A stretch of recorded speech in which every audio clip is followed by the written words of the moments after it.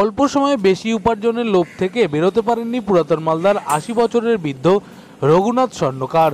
অল্প সময়ে মূলধন বৃদ্ধির আশায় ১০ বিঘা চাষের জমি বিক্রি করেও বেসরকারি অর্থলগ্নি সংস্থা ২ লক্ষ টাকা রেখেছিলেন তিনি। টাকা বাড়েনি তার, শুধু তাই নয়, নিজের মূলধনও ফেরত পাচ্ছিলেন না তিনি। এই নিয়ে দীর্ঘদিন ধরেই মানসিক অবসাদে ভুগছিলেন রঘুনাথ বাবু। সেই অবসাদেই বৃহস্পতিবার রাতে গলায় ফাঁস লাগিয়ে আত্মঘাতী হন তিনি।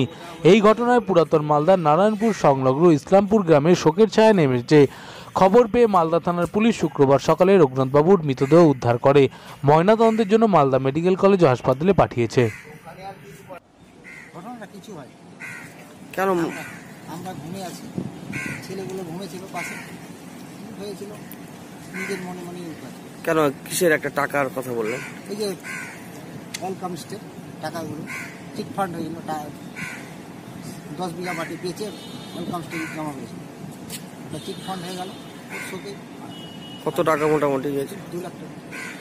কিসের জমি বিক্রি করেছিল উনি? আমাদের জমি ছিল কাউঞ্চে, গ্রামের নাম হচ্ছে কাউঞ্চে, এটা হচ্ছে মুরগা মাধাইপুরের পাশে ছিল।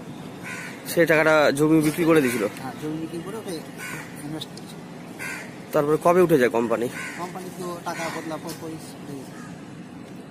সেই শোকেই কি? সেই শোকেই ধরে। কোথায় দিয়েছিল ফাঁসিটা?